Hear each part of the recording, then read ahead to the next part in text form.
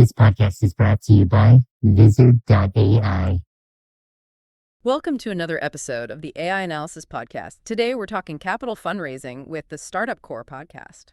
That's right. We're diving into a really interesting chat they had with Laura Simione. She's the founder of FundShare. And she brings, over 20 years of experience, mostly in VC investor relations, right? Exactly. And now she works with both sides, the fund managers, the GPs, and the founders, looking for that cash.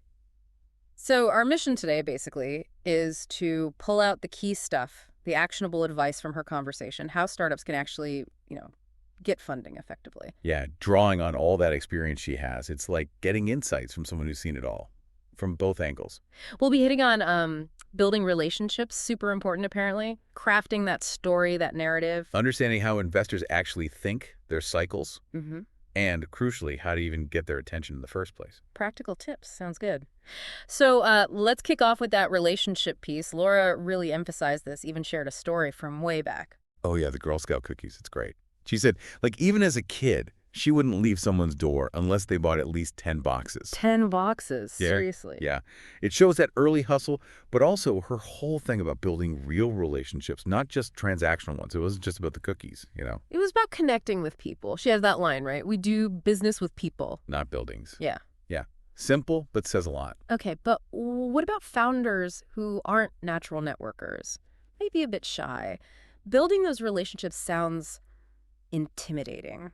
Any advice there? Yeah, she had some really practical stuff. Basically, practice in low-stakes situations, like everyday interactions. Like what? She mentioned going into, say, a furniture store or even the Apple store and just striking up a conversation, asking questions, listening. Huh. So treat it like practice. Exactly. She even told a story about trying to negotiate a discount at Apple just by, engaging with the employee. It's about getting comfortable, connecting, asking questions, listening. Less pressure than a VC meeting, right? Definitely lowers the stakes, makes it feel more human. That's the key. Asking good questions, actually listening. And yeah, she did say you got to push your comfort zone a bit, but the payoff in real connections is worth it. Makes sense. Okay, so you start building these relationships, but then you need something compelling to say, right? Especially when asking for money. Laura talked about crafting the narrative. Right, and that's core to what FundShare does now, helping GPs and founders nail that story, the pitch deck, the whole go-to-market for fundraising. And she mentioned founders often struggle with that, articulating what makes them different. Yeah, it's surprisingly common. You're so deep in it, it's hard to see it from the outside, Totally. So what are the key parts of that story, according to Laura? What needs to be in there? She talked about the origin story, like where did this idea come from, the why, and the impact story. What difference will this actually make? Okay, the why and the what. And specifically for VCs, she broke it down further. The market you're in, the problem you're solving, your unique solution, and crucially, your progress so far.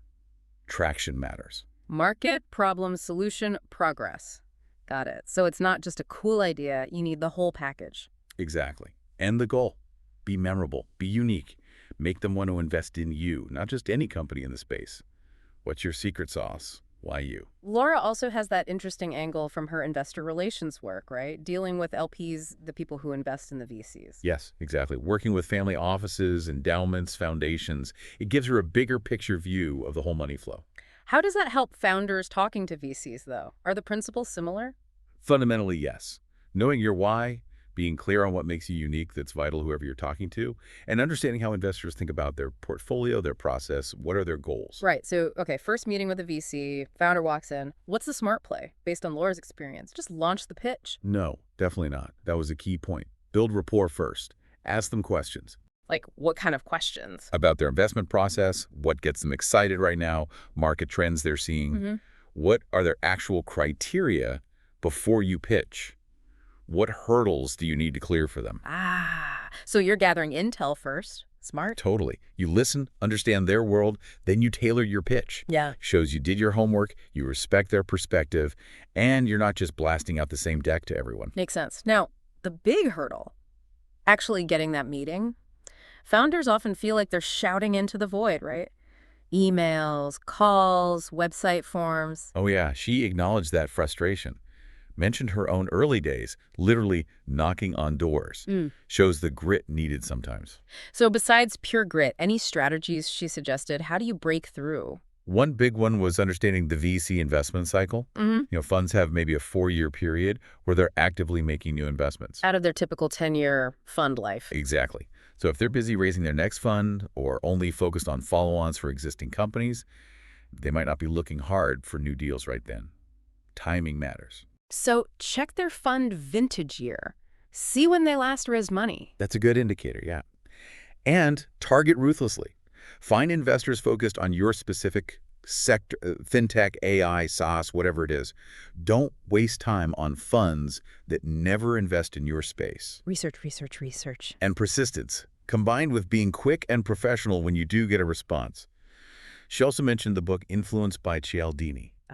Cialdini. How does that apply here? The power of framing it as an invitation, like, we invite you to be a valuable partner. And crucially, stating why you're reaching out to them specifically. I'm reaching out because I saw you focus on that kind of thing. Precisely. It shows you're not just spammy. You pick them for a reason. It's personalized, respectful. Much better than a generic blast. Okay, so you get the meeting. How do you build that human connection? There's often a power imbalance, right? Founder asking for money. Laura definitely acknowledged that. Her advice, do your homework on the person, not just the firm. Listen to podcasts they've been on. Check their LinkedIn for connections or school ties. Read articles they've written. Maybe they're a runner or have some specific interest you can genuinely connect on. Find some common ground beyond the pitch deck. Exactly. Be relatable, be human, and be trustworthy. Transparency is key, even when things aren't perfect. Investors appreciate honesty. And use analogies, tell stories. Like her Girl Scout cookie one, it makes the point stick. It really does. Okay, switching gears a bit. What actually drives Laura? Why start FundShare? What's her motivation? You can really hear the passion. She loves building those relationships, learning people's stories, seeing them grow. She talked about getting genuine satisfaction from helping entrepreneurs on their journey. Sounds like she really enjoys the people side of it. Absolutely. And she described herself as always being a hustler and grinder, driven to be great, not just good. That drive seems core to her. Did she mention mentors or key moments? Yeah, she highlighted people who gave her a lift, a former boss who offered her job back, a partner who encouraged her to finally launch FundShare. It reinforces that relationship point again, doesn't it? It really does, the power of those connections. And she mentioned asking questions, seeking advice, even an old olive oil business idea. Right, and how getting advice helped her think bigger. It's a great reminder to always be learning, always be asking. Okay, lots of great insights there. Definitely. We'll be back in a moment after a brief word from our sponsor. Welcome back. We were just talking about Laura Simone's journey and motivations. Now, how does she actually help startups stand out? Lots of people help with pitch decks, right? What's different about her approach? She acknowledged that, yeah. But she stressed that her value comes from that deep experience and her network. But, at the end of the day, she said the product or service has to be good. And you need that constant improvement based on feedback. The fundamentals still matter most. Exactly. And she also has this vision for building more of a community, connecting investors and founders on a more personal level. Yeah, things like thought leadership, but also like small in-person micro meetings or dinners, really fostering those deeper connections we keep talking about. Sounds much more meaningful than just another big conference. Stop wasting your time on manually editing your videos. The secret AI tool will do the work for you. One of the best things about it is that it gives your video the potential to go viral. Visit this page, sign in, create a project by clicking on this button. Choose a video that you want to use.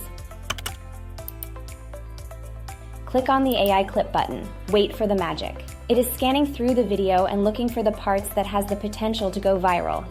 Instead of editing the video by yourself, it does the work for you. It even generates headline and captions which fit your video. Another surprise is that they generate video description or social post for you to use.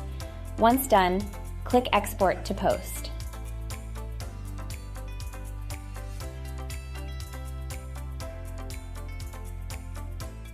Okay, let's try to boil this down. Key takeaways. Actionable steps for founders listening. Well, those core skills, communication, sales. She learned that selling cookies. And this idea of 10x thinking, right? Thinking exponentially bigger, not just incrementally. Like that Kimberly-Clark Kleenex story she mentioned, shifting from just paper mills to a huge consumer brand. Exactly. Aiming for transformation, not just optimization. But she also talked about the balance for startups having that huge vision, but also a practical near-term plan. How does she help founders with that balancing act? She uses this really in-depth questionnaire, gets them thinking about their core reason for existing, competitors, and that 10x path, really pushing for specifics in the go-to-market strategy. And making investors feel the problem. Yeah, put people in the state of your world, like that dating app example showing the pain of the old way before revealing the slick new solution. It grabs attention. Like Gary Vee says, attention is the #1 asset. You got to capture it. Precisely. Now, FundShare itself, it's pretty lean, right? Yeah, she said it's mainly her with a couple of designers, bootstrapped it. Which has advantages, right? Yeah. No early dilution, keeping control. Definitely. But she still hammered home the importance of that go-to-market strategy. Even with a great product, you need a plan to reach customers. And VCs, even at seed stage, want to see some traction. That it takes money to make money idea.